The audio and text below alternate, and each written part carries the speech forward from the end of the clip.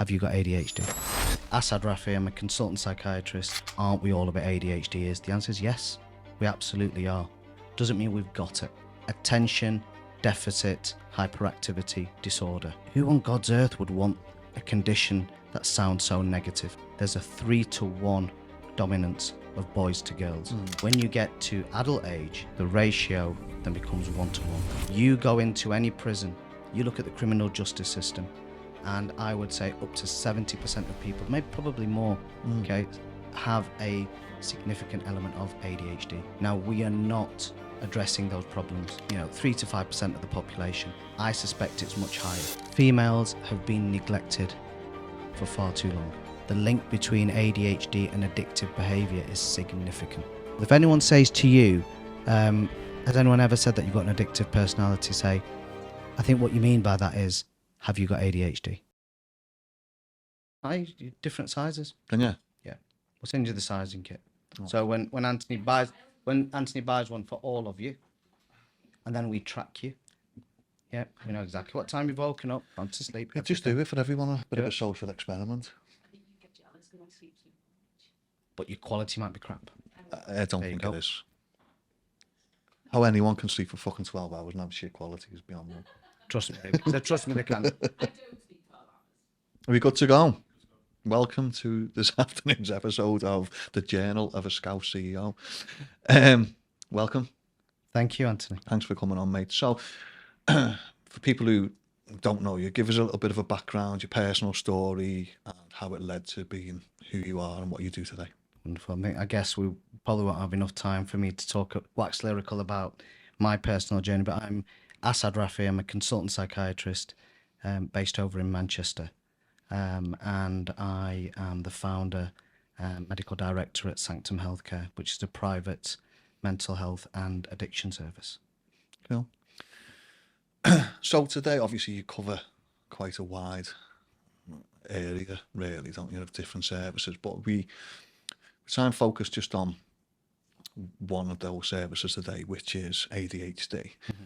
So let's start off with, do I have ADHD? $1 million question, Anthony, and I'll try and give as succinct an answer as I possibly can. It's the question that I get asked everywhere I go, what do you do for a living? And when I say I'm an ADHD specialist, invariably people will ask, do you think I've got it? Are you reading my mind? And I'm like, well, I'm not a clairvoyant, but anyway. Having said that, you've also got people who can be quite negative, especially when talking about ADHD. And they will often use the words, we're all a bit ADHD, aren't we? And this is something that used to really, irritate me and I, may even be quite reactive to it. And I thought, well, what's the best possible answer? Not only to give them the right response, but also to educate them, because this is fundamentally what we should be doing. And invariably, what I would say to anyone who asks me that question, aren't we all a bit ADHD, the answer is yes, we absolutely are. Doesn't mean we've got it. Okay. On the same note, do you have days when you're not feeling too good and you're feeling a bit down and low in mood? Yeah. No, which means we're all a bit depression. Okay. Do you have times when you're, quite structured, the need for order and having things done a certain way? Yes. In which case we're all a bit OCD, right? I'm sure if I ask people in the office, they might even say he's a bit psychopathic, a bit narcissistic. You might well be, I don't know, but it doesn't mean that you are. We've all got features of these conditions. Doesn't mean we have symptoms. So one of the first jobs that I need to do is to consider all the evidence that's in front of me. And I follow a process whereby I look at, 5 principles. I call them my 5 Ps. Is there past evidence? Is it pervasive? I.e., do you see it in different settings? Is it persistent? So it's not just a one-off. Right. And fundamentally, the most important thing, is it problematic? And the $1 million question, is it limiting your potential? Okay. So if people were to ask me, should I come for an assessment? I don't start talking about the symptoms. I don't talk about anything else. What I do ask them are 3 fundamental things. Number 1, do you feel that you've achieved your true potential in life? And that isn't just, within work or academically, it's within your relationships, it's socially, it's within yourself, fundamentally. How stressful is it for you to achieve? And how sustainable is it? Invariably, most people who actually need an assessment or need to find an answer to those questions, you know, will turn around to me and say, yeah, I've got problems in most of those areas. Okay. So how does that differ between when you're assessing adults and children? Fundamentally, what we do understand and what we do know about ADHD, especially those of us who are immersed in this world, is this is a condition which evolves and changes over time. Okay, so what you might see in a child is very different to what you will see in an adult. Okay, and the problem that we have is that, you know, we will often blame, you know, the GP, the teachers, even ourselves as parents. You know, why aren't we picking up this particular condition? Okay, because it's surprisingly common. And the problem that we have is a lot of the research that we have available to us was born out of research done on, you know, young boys, Caucasian, in America from the 60s and 70s, which isn't something that most people can relate to. Okay, so a lot of the research out there is based on young boys. And the focus is on, and look at the words, we're talking ADHD stands for Attention Deficit Hyperactivity Disorder. Who on God's earth would want a condition that sounds so negative? Okay. Now I'd ask you guys here at Profici to do a rebranding exercise. Okay. And what I would say is rebrand it, at least the first two words, attention deficit, and talk about variable attention. Okay, so there are preconceptions or misconceptions about this condition, and in childhood often what people are looking for is naughty boys running around a classroom creating havoc, who can't pay attention, who can't focus, who are a bit of a nuisance and don't amount to much. Okay, you know, is that a presentation of ADHD? 100%. Okay, on the flip side, how many other people are you missing? Think about the young girl, distracted, lacking confidence, okay, and she's got that social anxiety, sat in the, you know, in the corner of the room, and everyone's oblivious to her challenges. Okay, she can't focus. She's internally restless and hyperactive. She's not going to see it outwardly. She's not a nuisance. She's not going to get picked up. Okay, so inherently we've got a problem. If you think about the ratio of you know, diagnoses in young girls compared to boys, there's a 3-to-1 dominance of boys to girls, okay, in childhood.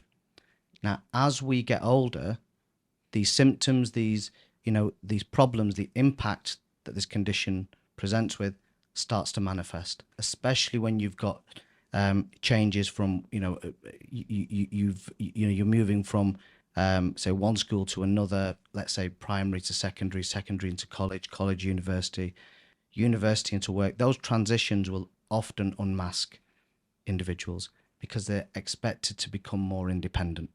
Okay. And they're losing that external scaffolding. Parents are providing them with support. That's no longer there. The school structure itself might provide support. Then they've not got the outlet of, you know, sport or exercise, afternoon, you know, after school clubs, and invariably they're left to their own devices, and that's when the problems start to emerge. Okay, so as we get older, the condition starts to evolve, it changes, and the presentation changes. The fundamentals behind it are ultimately the same. Okay, but we will see a difference. And interestingly, then when you get to adult age, the ratio then becomes 1-to-1.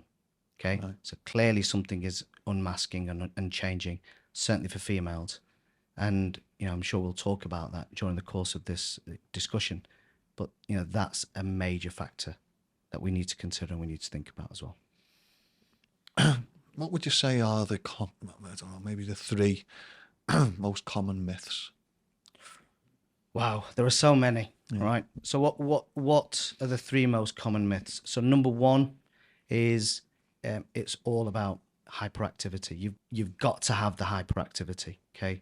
And invariably, if you're not running around causing havoc, you can't possibly have ADHD. Okay, not true. Secondly, I would say it's to do with the attention issues, the variable attention. Everyone assumes that it's about not being able to focus. And then the third myth is you can't be a success if you've got ADHD. Okay, that's the biggest myth that exists. And this is where we need to be re-educated as a society around what we're dealing with here. But fundamentally, it needs to start at the very top. Okay, so I'm not going to blame parents. I'm not going to blame teachers, therapists, psychologists, GPs. I'm going to blame the psychiatrists. I'm going to blame people like me, okay, who do not fully understand this condition and the rates of misdiagnosis, not understanding the impact of this condition, how it presents, is fundamentally down to us. We have a job to bridge that gap now. Why is it the misconception was that people can't be a success then if they've got ADHD? Is it just because they don't have that structure around them, or? I think it's down to, you know, if we look at the past and we look at the way the condition and the understanding of the condition over time, it has started to evolve. Okay, and invariably there was always that bias towards negativity. We know that if we look at one end of society, you know, and the end of the spectrum where people are beset with challenges and problems, you go into any prison, you look at the criminal justice system, and I would say up to 70% of people, maybe probably more, okay, have a significant element of ADHD. Now, we are not addressing those problems, okay? The difficulties and challenges that this condition brings are, you know, having a huge impact on a personal level, on a societal level, okay? You then look at the other end of the spectrum. You're looking at high-performing individuals. And invariably, being intelligent, being successful, okay, these are all barriers to being detected, okay? Because people assume you can't have a problem, you can't have issues in life if you're a success, okay? He's intelligent, he's a straight A student, okay? He can't possibly have ADHD. Absolutely false, okay? And when we look at the, you know, the high-performing end of the spectrum, people that I've worked with and I've assessed and diagnosed, you know, are people like doctors, GPs, you know, dentists, barristers, you know, some of the top people in the corporate world. You know, their brains work in a different way, okay? They are determined people. They're reward-driven individuals. They're using and they're channeling their ADHD towards something positive. Elite sport, okay, especially football. See it in boxing, but especially football, massively overrepresented, you know, in the game, but poorly understood and not being addressed, and it's causing significant issues and problems. Do you think, obviously, going back to what you were saying about the amount of people in prison that have got it, do you think that is because it hasn't been honed in something else other than criminality, really? You know, they are could be super intelligent or could be this, but they're just not being able to focus on. It's difficult to say. It's going to be clearly led by their environment as well. Yeah. You know, the nurturing. There may well be underlying trauma, and circumstances have led them into a situation whereby, you know, they aren't able to, you know, have the opportunities that other people have in life. And invariably, no one wakes up one day and decides, I'm going to become a criminal. Yeah. Okay. They, by virtue of the fact that they may well have this condition, they're going to be open to new experiences. Okay. They're going to try stuff. They're going to be impulsive. They've not thought things through. Okay. And they've also got this urge to want to please other people. Okay. So if your mate's saying to you, come on, mate, let's try this, let's do this, and it's like to get you into trouble, they will do it. They will try it. Okay. And invariably, that experience may well give them that excitement and buzz. So what happens? They're going to try and do it again. Yeah. And they will not stop. And human beings, we do not change our behaviors until we face meaningful consequences. Okay? And that's the key thing here. So if they're not facing consequences, that those behaviors will continue. By virtue of the fact they've ended up in prison, Okay, they're in a situation where they haven't got that, the opportunity to do those things anymore. Behavior may or may not change. But the other thing then is they haven't got that external support. They haven't got that structure. They haven't got that scaffolding in place. Right. Okay. So no one's compensating for them. And often a lot of people, and compensation of symptoms can often be a benefit. It can be a blessing and a curse. Because I see a lot of children who, on the other end of the spectrum, are performing well. Parents are compensating a hell of a lot. Little Johnny's left his PE kit at home. What am I going to do? Going to go and drop it off. Okay. They're being dropped off at school. They're being picked up. They're living in a bubble. Okay. They've got all this support network around them. They're not facing difficult times. Yeah. They're not building that resilience. So when they do come across tough times, they will really struggle. Okay. Because they've not had that experience in place. And again, it's finding that right balance between the two. Adversity isn't necessarily a bad thing. Yeah, of course. Is it curable, ADHD? No. No. It's manageable. Right. Okay. And understanding what we mean by managing this condition, it's not going to go away. Okay. This is largely heritable. So there's a genetic basis to it, coupled with environment, of which trauma can be an element as well. The liability towards you having it increases. So if you have ADHD, one or both of your parents are likely to have it. Your children are likely to have it as well. Okay. I forgot what the question was now. Sorry, just repeat Is it curable? Is it curable? Yeah. Okay. So the key thing here is about managing the condition. And what we've got to look at is not just one approach. There's got to be multiple things that we do to address the actual condition. ADHD, the best analogy I can give you is saying it's like the diabetes of mental health. You don't manage diabetes. If you were diabetic and I said to you, Anthony, I'm your doctor, I tell you what, you can eat as much cake as you want. Okay. You don't have to exercise. You don't have to lose weight. You don't have to look after your heart health or your eyes, your feet, anything. Just take loads of insulin. Yeah, everything's going to be cool. You'd be really concerned, wouldn't you? Yeah. So why is it acceptable for us to perpetuate this myth that actually the sole answer or way to manage ADHD is just by taking medication? That's not the answer. There are multiple things that you've got to do. And again, this is key. Educating our clients, our patients is fundamentally important. What percentage would you say of adults in the UK are undiagnosed? That's a really contentious question. And I guess if we're talking in the true sense of how many people meet the actual criteria, there are some people who are actually sub-threshold. So what we mean by sub-threshold is they're literally bubbling somewhere over here, okay?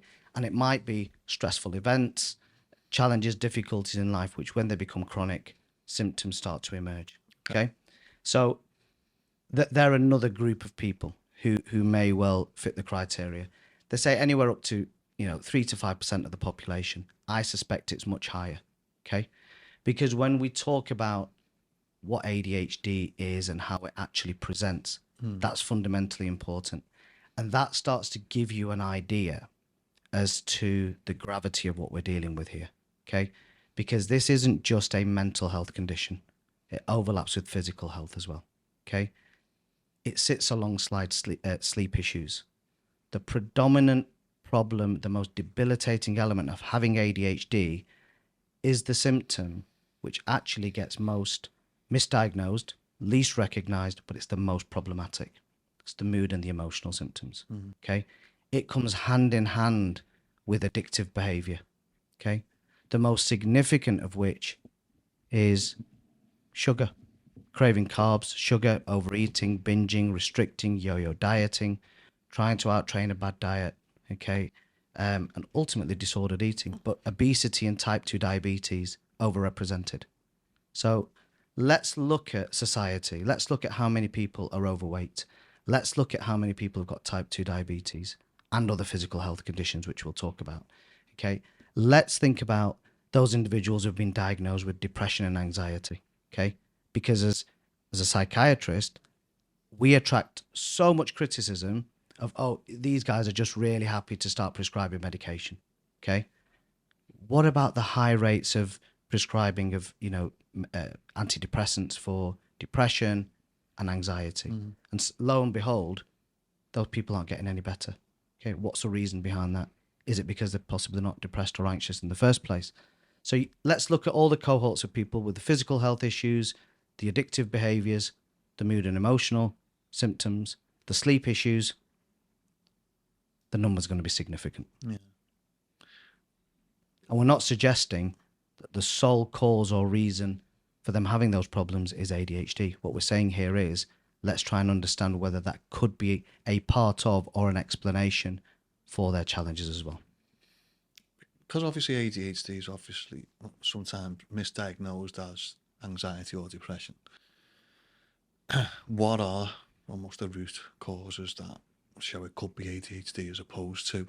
When it comes to the mood and the emotional symptoms, well, let's think about how it comes about. Because how do you go from, the preconception or the misconception, that popular narrative of it's an naughty ball running around the classroom creating havoc, to mood and emotional symptoms, okay? And let's go back to one of the first things that I mentioned, which was not achieving your true potential. Whatever you do achieve is stressful and it's problematic, okay? And it's difficult to sustain. Whether you're 10 years old, whether you're 20, 30, 40, it doesn't matter. You've faced a life where you've not achieved your true potential. That becomes the narrative, that becomes the norm. So when that starts to accumulate, it starts to have a secondary impact, okay? And that secondary impact results in people with ADHD invariably feeling like they're a failure. Now, this is the feature of ADHD that I see in almost every single person that I've ever come across, okay? Believe it or not. Wow. Above and beyond the attentional difficulties, above and beyond the hyperactivity. This is the bit that debilitates them, the way they think, the way they feel, the way they behave on a daily, hourly, minute-by-minute basis, okay? And if you feel like a constant failure, it starts to affect your self-esteem. That narrative in your mind that you're not good enough, being racked by self-doubt, fear of failure, fear of being found out, fear of messing up, okay? Imposter syndrome. So, people with ADHD are the kings and queens of self-sabotage. And if you think about the negative comments that they face on a daily basis from other people, friends, family, teachers, they start to believe it, okay? And we refer to this cluster of symptoms, with respect to the mood and emotional symptoms, as something called rejection sensitive dysphoria, RSD, which sounds like quite a fancy term. And I'll tell you what it consists of. Anyone who's assessing this condition, if they do not ask you about RSD, it's not worth the paper it's written on. Because ultimately, and then interestingly enough, you look at the diagnostic classification systems, you look at the guidance here in the UK, doesn't include mood and emotions, believe it or not. Okay, so it gets bypassed. And what we tend to see are the following features. So struggling to manage moods and emotions, but short-lived, unpredictable. Issues with confidence and self-esteem. Overreacting to things out of context of the actual issue or problem itself. The feature that I see the most is the one I'm about to describe. Sensitivity to perceived criticism. Okay, so misinterpreting the intention behind what people do, what people say, and taking it personally. Okay, people with ADHD are invariably people pleasers.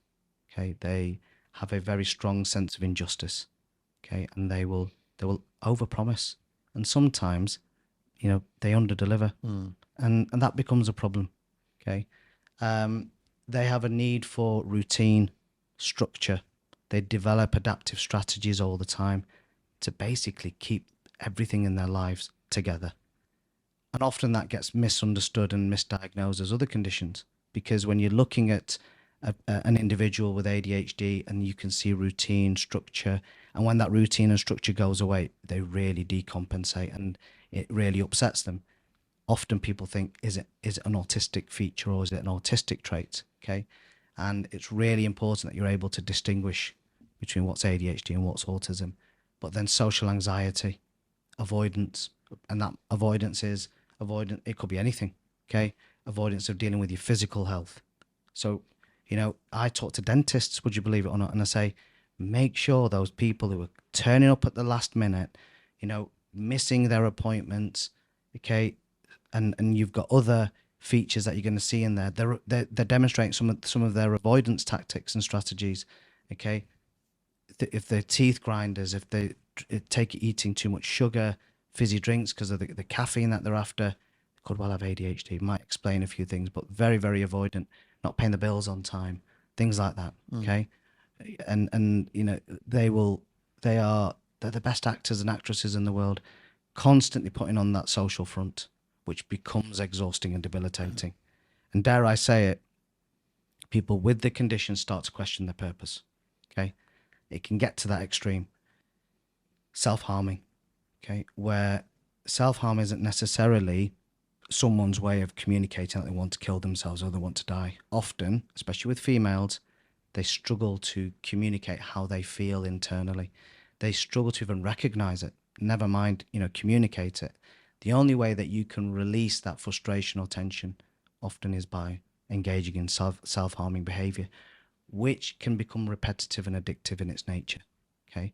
And ultimately then, you know, at the other end of the spectrum, suicidal thoughts, suicidal ideation. So invariably, there are higher rates of completed suicide in this population. Now, if you were a GP and I walk into your you know, practice and you've got what, 8 minutes, 10 minutes, and I'm going to talk to you about the thing that's affecting me on a daily basis, I'm going to lead with mood and emotional symptoms, aren't I? And you don't have to be a GP, but if I were to describe those symptoms or those features, what are you going to tell me that I've got? Yeah. Depressed. Exactly. Right. Now, that's not their fault.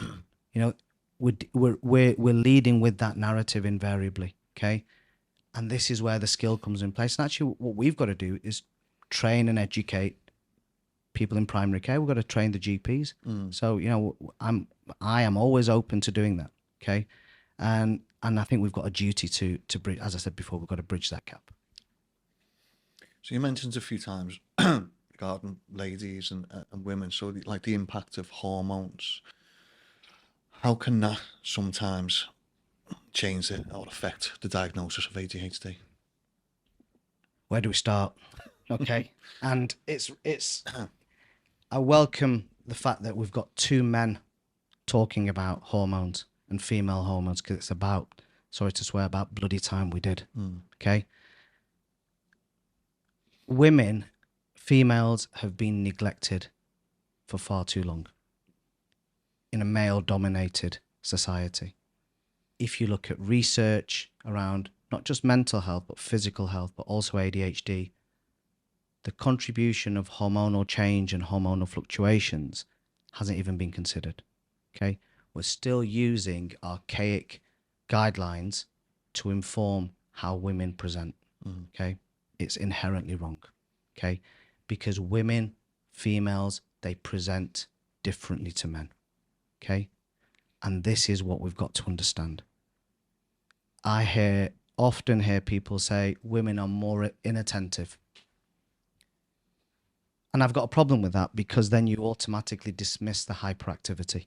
Okay. And when you describe hyperactivity as it's not just external, it's also internal.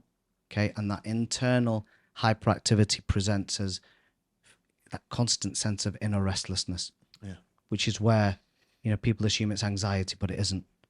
Then you've got the mental hyperactivity, which comes with significant benefits. You know, people are creative, they think on the spot, they think ahead of the curve, they're really intuitive. Okay, they work well to a deadline. And I always say they're really good at blagging it or winging it. Okay, but the downsides, they overthink, they ruminate, they don't switch off, they don't enjoy the moment, they're not present. As soon as I start to say that to my female clients, straight away, it's like, whoa, I am hyperactive. Yep. I say, can you now see the difference? And they say, yeah, absolutely. I said it's really important that we don't dismiss it, because if we do, you're not going to understand the narrative and the the story of your life, and how you operate, because that will inform many other challenges and difficulties you have. So when it comes to females, yes, the difference is they internalize more. Okay, a lot of it is down to it, presents more emotionally. Okay, and we've got to understand why. And invariably, what we're seeing is there are different we talk about ages and stages of a female's life and how this condition evolves. So from the age of, say, 5 upwards to puberty, you'll see a certain presentation. As soon as puberty takes place and you're entering, the reproductive years of a female's life, there's going to be a different presentation. Okay. Pregnancy, postnatally, brings its own challenges. And then ultimately that culminates in perimenopause and menopause, where it can have devastating impacts on females, not just from a physical standpoint, but also mental health. And I'll explain why. This is fundamentally important. And I would always encourage anyone assessing or listening to this and thinking about their own journey, it's really important that their partners, the men in their life, also understand, what these females are going through. Because if we can't relate to it, we can't support them, we can't understand it, we're just complicit in that whole process. And what we've got to do here is, we talked about rebranding. We're never going to get to rebrand ADHD, but if we were to do it in our own little world, I would start to change the narrative. And this is what we're doing. Okay. And I want to try and make the whole thought process around ADHD more acceptable. So let's start with females, because I've got to bridge that gap. Okay. We've got that responsibility. So let's think about, instead of ADHD, let's talk about female brain health. Yeah. Okay. And what does that consist of, and what's the impact of the hormonal changes? Well, we know there are 2 reproductive female hormones. We've got estrogen, we've got progesterone. Okay. And to keep it really simple, estrogen has a really positive effect on your neurotransmitters that are implicated within ADHD, which is dopamine, and we associate dopamine with pleasurable activities. Okay, so you release dopamine when you do anything that gives you a quick thrill, instant gratification, bit of a buzz. Okay, and also serotonin, which is your mood neurotransmitter. So estrogen, positive effect. Progesterone, and we're not going to vilify progesterone, but progesterone has the opposite effect. Okay, so they work hand in hand to kind of achieve a balance. But remember this, female hormones work in the brain as well.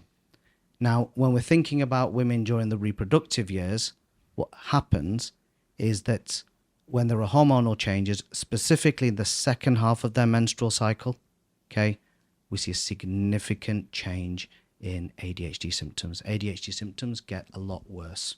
Okay. Nice. So what happens?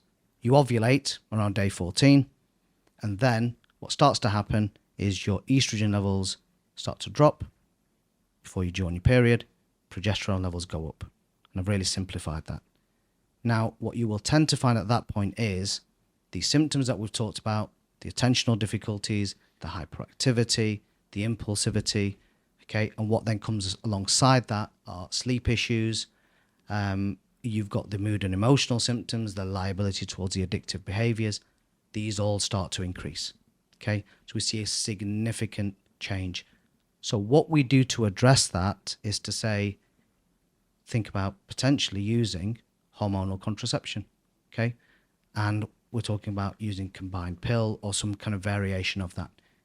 Where we often go wrong is when we're prescribing things like progesterone only pills, or even some of the coils that release progesterone can have a devastating impact on ADHD symptoms. Okay. Now, what we also may do is during that the course of that menstrual cycle is also potentially give higher doses of medication. Okay, so it's not one size fits all. We've got to adapt according to the individual's needs and lifestyle.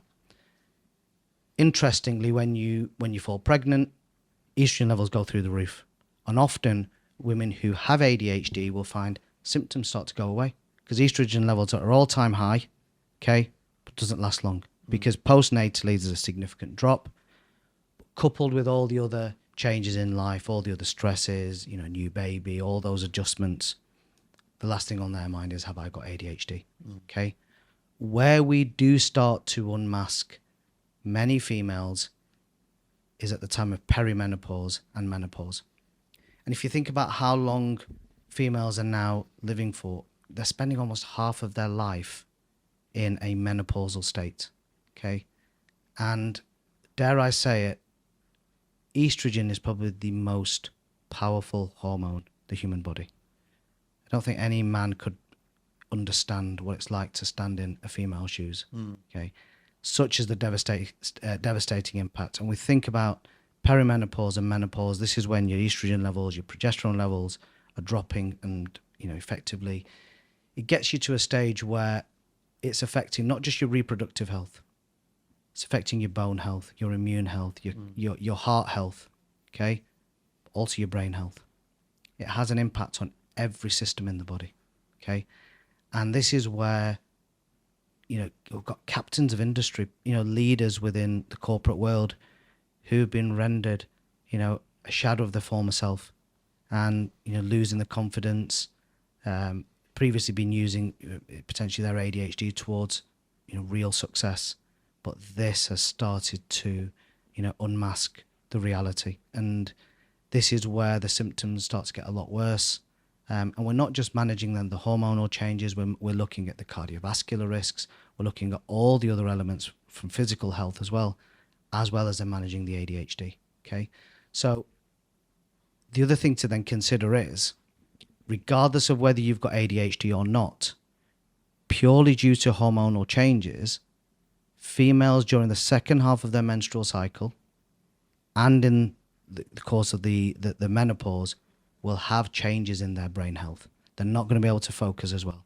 They're going to have symptoms of, you know, the mood and emotional challenges, but also that internal restlessness that feels like anxiety. But the menopause world refers to it as what? Brain fog, anxiety, depression.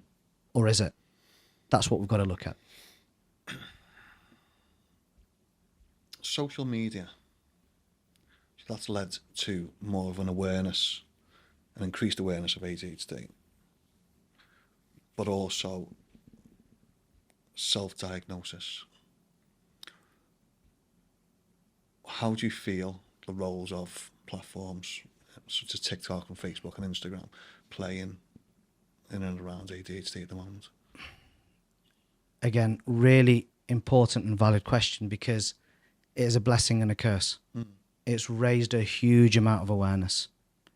But what we've got to think about is, who are the people who are producing the content, okay? More often than not, what we're finding is, and I watch some of the content, and we've got to praise the people who are creating content that people can relate to. It's the identification first and foremost. It's the relatability that really sparks people, and they start to then, you know, look at other things online, and they'll start to educate themselves, and invariably think, have I got this condition? Okay. But it can also lead to bias as well. We've also got to be really conscious that you're not coming into an assessment with bias. So we have to test that. We have to be mindful of that. It's about the quality, though. It's about the quality of that content. And if people are effectively, you know, talking about their own journeys and how it affects them, that isn't necessarily the narrative for everybody. Okay. And that's what we've got to be really clear about. The problem is, the experts out there, the last thing that they're going to have time to do is to start to create reels and posts and all of this stuff. You know, they haven't got the bandwidth to do it. I mean, it'd probably take me half a day just to put, you know, one post together. I haven't got the bandwidth to do it. They're busy delivering, they're busy, you know, developing, understanding, researching, whatever it is. And fundamentally, we need to achieve that right balance. Maybe kind of, you know, this is an opportunity for content creators and true experts to kind of meet together and create something that's, you know, that's high quality. And, you know, there are so-called experts out there who I tell you now are not experts, and you cringe when you see some of the stuff, but they become the mouthpieces of ADHD, and that then becomes the narrative, and that's what we've got to be really careful of. Yeah. I mean, I'll see things myself, and it's so broad, the description. It almost reminds me of the horoscopes in the newspaper, Yeah. where it's like, this, and you're like, oh, it's me. They're talking to me. Yeah. Yeah, because it's that broad. Like I said, everyone's going to be thinking the same thing. It's going back to what we said before. Yeah. It's, think about the 5 Ps. Past evidence, persistent, pervasive, problematic. Is it limiting your potential? Okay. Yep, because we all do relate to those things. But actually, is it ticking all of those boxes? Not just 1 or 2 out of those 5. It's got to be all 5. And then it's worth looking. And actually, you know what? Don't come for an assessment if it's not going to afford you any benefit. Because ultimately, first and foremost, why should you have an assessment? Why should you understand whether or not you've got this condition? Well, it's to give you that narrative and understanding about who you are as an individual, how it shapes your understanding of who you are, how you perform in life, what you do, how you relate to others. But also then do something about it. Yeah. There's no point in getting the diagnosis and saying, great, I've got this now. It's about, only come if you're going to do something about it. And that's not necessarily just about, as I said before, about medication. It's potentially looking at support and help in the workplace, at school, okay, looking at optimizing sleep, reducing stress, diet, nutrition, movement, all the things that most of us in society neglect, but it's so important. So you just mentioned something there with regards to ADHD in the workplace, which I know you're really passionate about. It's something that we're going to try and help promote. So looking at the challenges that people face who have ADHD, what could the employers do to almost accommodate that? And I think what you've asked there is a question that covers a lot of the technical terms, really. Talked about accommodations. You've talked about, employers' responsibilities, ADHD. All sounds dead serious, that, Anthony. Yeah. And actually, let's kind of just demystify. It is a serious condition. It's debilitating, but let's just kind of demystify some of the things that we've talked about there, okay? Because let's also think about those employees in the workplace who haven't got ADHD, okay? We've got responsibility towards them as well, just as much as we have those people who meet the criteria for ADHD and have a defined disability, okay? So what we can't do, and this is where a lot of people go wrong, by virtue of the fact that you've got a neurodevelopmental condition, say like ADHD or autism, doesn't automatically mean that you are fulfilling the criteria for having a disability under the Equality Act 2010.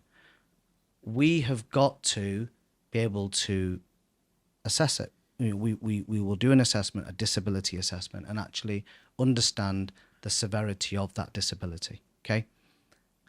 The Equality Act then states that be it an academic institution, be it an employer, they have a statutory responsibility to provide, and the operative word here is reasonable adjustments, okay? So it's got to be reasonable, and you've got to work with the employer. It is not the employer's responsibility to manage your ADHD. Fundamentally important, okay? This is about providing you with that structure in the workplace, that support in the workplace, looking at the elements where, where you've got strengths, let's channel those towards, a benefit. But actually, let's also look at where you're struggling. Okay, where can we support you? Where can we help you? Okay, it also doesn't mean you've now got the golden ticket to work from home. Yeah, this is again one of the things that I will challenge with people, and they'll say people with ADHD should be allowed to work from home. I say no, that is not true. Okay, because if what we're doing is allowing everyone to work from home, okay, and not come into the office, you are effectively fueling some of those challenges and difficulties people have with social anxiety, with avoidance, with not having that supportive environment. That in itself has its benefits, okay? And, we've got to ensure that there's a happy medium, there's a balance somewhere. We've got to meet the needs of the organisation as much as the individual, okay? So I think it's important that we understand exactly what that means. In the real world, however, I think there's a lot of education to be done. Most of my clients are very, very reluctant to share their diagnoses with their employers for fear of stigma, for fear of being the whole condition being frowned upon, and not having the understanding and the support there. Effectively, people paying lip service to the fact that they've got this condition and not even revealing it on their application forms, which is a travesty because, dare I say it, some of the most successful people that I've come across leading companies are neurodiverse. Yeah, if you think about some of the benefits, you think about some of the traits and characteristics of the people that you have worked with, that you come across on this podcast on a daily basis, how many of them, and let's go through the benefits of having ADHD, okay? How many of them fulfill this criteria? That when they're interested in something, okay, and they're passionate about something, they can hyper-focus on it, okay? And nothing's going to come in between them and what that piece of work that they're doing or that project that they're doing. But when it becomes problematic, when they get bored, when they get to the tricky bits, that's when they'll struggle. Give them something that's boring to do or not of interest to them, they'll put things off, okay? They will procrastinate, they'll get distracted, they struggle to regain focus. They do it to a deadline. They do it if there's consequences. How many of them are addicted to success? Okay, so we've not really touched upon this, and it's important that we understand the link between ADHD and addictive behavior is significant. Okay, as soon as you manage the ADHD, the risk of addictive behavior drops quite dramatically. And the reason for that is because, well, the multitude of reasons. The two major ones that we come across is we talked about the mood and the emotional symptoms. People will then revert to coping strategies, mechanisms that they will come across that temporarily make them feel a bit better. Okay? That dopamine rush for them. Yeah. Well, I think the dopamine rush comes in terms of the second explanation, which is in the part of the brain which manages ADHD, the core functions of ADHD. We call them executive functions. It's just here. Something called your prefrontal cortex. And I call it the kind of the junction box of your brain, taking lots of different signals. We know that there's an imbalance of neurotransmitters there called dopamine and noradrenaline. Now, ultimately, what happens is people try and correct that imbalance. But coupled with trying to manage their moods and emotions, becomes a bit of a double whammy there. Okay, so the liability towards addictive behavior is ultimately quite significant. And the best way in which I describe individuals with ADHD when it comes to addictive behavior is a lot of them have been described as having a so-called addictive personality. Right, hate it when people do that, but I've just done it. There you go.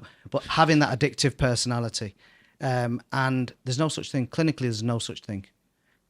And I often say to people, if anyone says to you, has anyone ever said that you've got an addictive personality? Say, I think what you mean by that is, have you got ADHD? That's effectively what they're trying to describe. People will often say that ADHD is about the reward. It's about the thrill. In my view, it isn't. It's about the thrill of the chase. Yeah. And invariably, once they've got that reward, once the novelty wears off, they move on to something else. So this is the characteristic that I was referring to here. I know it was a long answer, but it's look at the entrepreneurs. How many of them love the thrill of the chase, okay, hit those targets, and turn around to you and say, Anthony, satisfied now, happy? No. Nope. On to the next one, on to the next one, on to the next one. And the thing here is, when they get to that golden point of exit, or that day that they've always waited for, it's always a massive anticlimax, okay? Because the buzz and the thrill's gone. What do? Either that addictive behavior, which had previously been work, success, can change can move on to something else.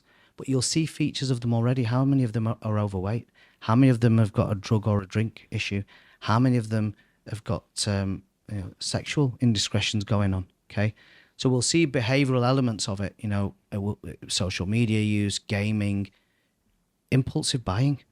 Okay, There's one question I ask people.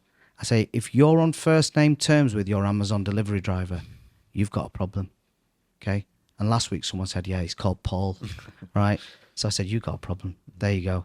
As I said, pornography, sex, biggest one being food, addictive behavior, the overeating, etc.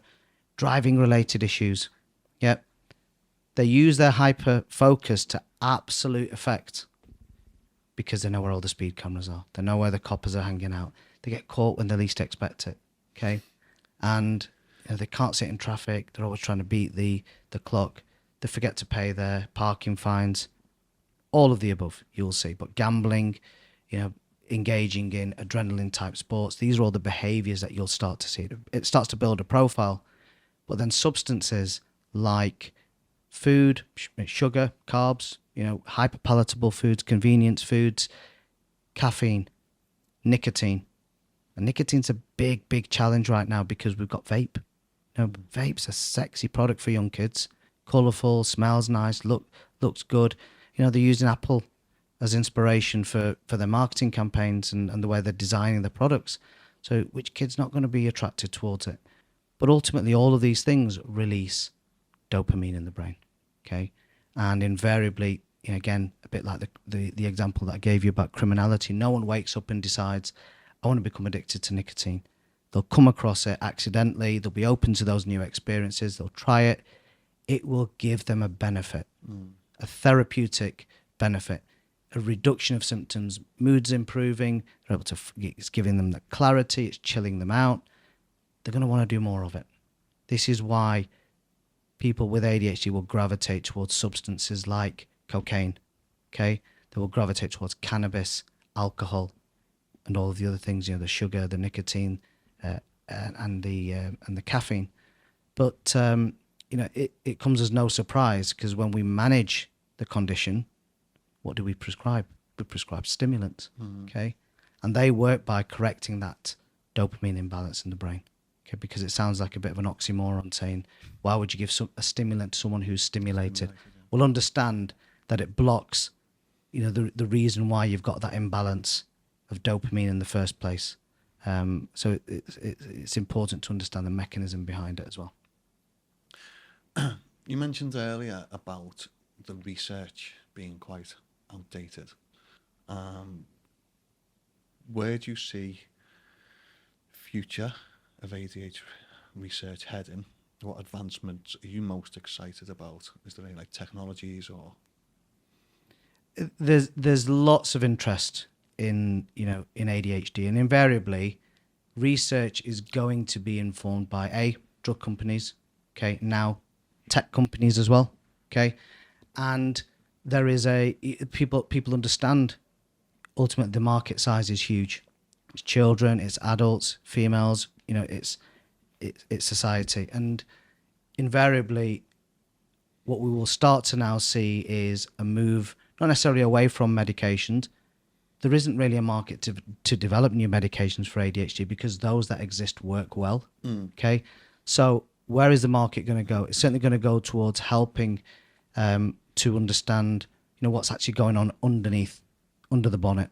Okay, if that's tracking, brain function, if that's tracking underlying what we refer to as kind of what's going on under the bonnet or the physiology. Yeah. Okay, that's where I see opportunities. There is a space that we refer to as digital therapeutics, and that's effectively gamifying therapeutic interventions, which again have been approved by the FDA in the USA, albeit that's not been taken up. There's not been any uptake here as such. Where we as an organisation are ahead of the curve is we do embrace wearable technology. And for many years we've understood that the importance of tracking things like your sleep. We know the link between ADHD and stress, and we certainly track markers like heart rate variability. We're able to look at those trends and understand how well people are managing their condition, and also when they're going to be more liable towards addictive behavior. It also picks up changes in skin temperature, which will inform things like hormonal fluctuations, but also has a correlation with emotional regulation as well. So we can build a profile of that individual at baseline and any variations from that with our team of professionals looking at that dashboard 24/7. We're able to predict when things aren't right and effectively prompt you with a view to saying, in the longer term, we need to educate you and empower you to be able to understand and interpret all of those metrics so that you don't need us in the long term.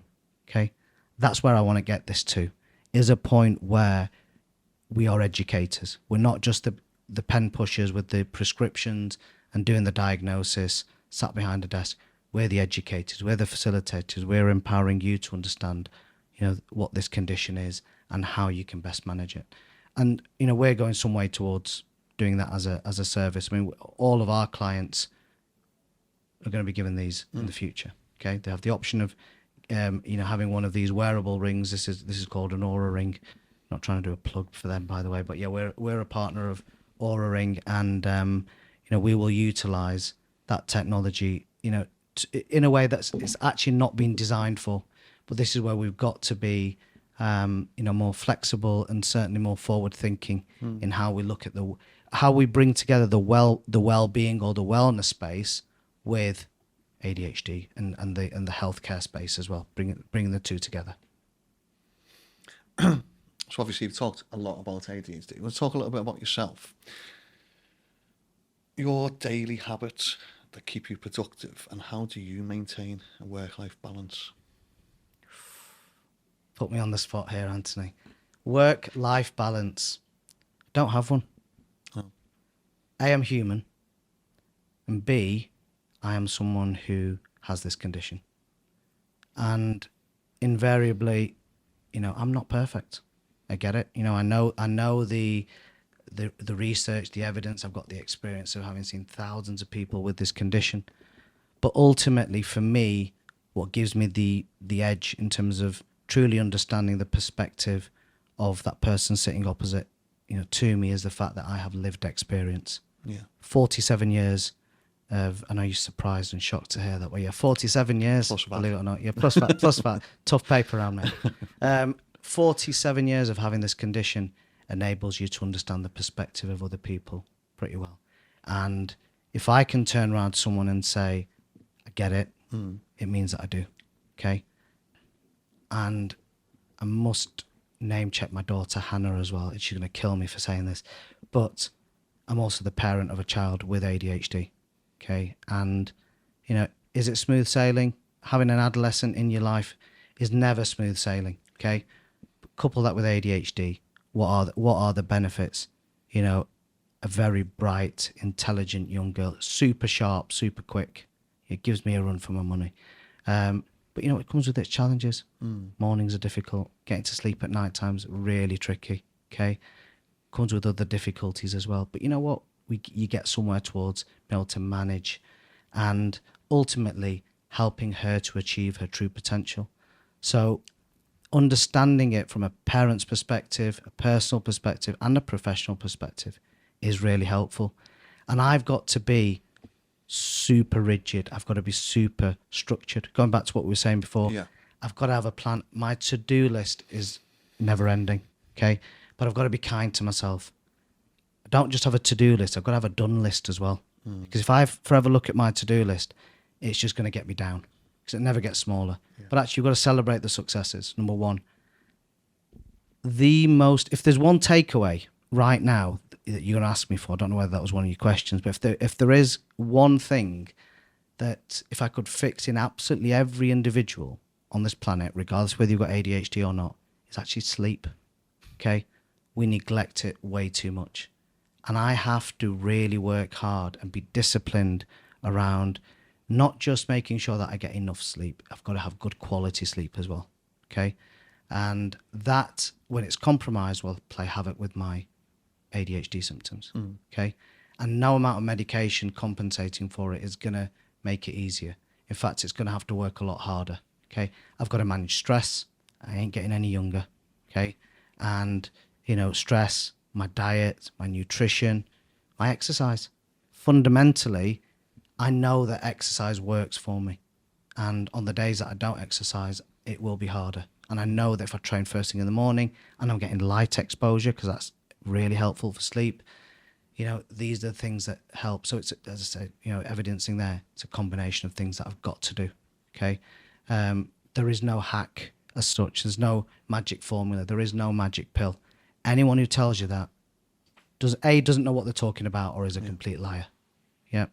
So you've got to try and find that elusive balance and actually get to the point where you're kind of saying to yourself, do you know what?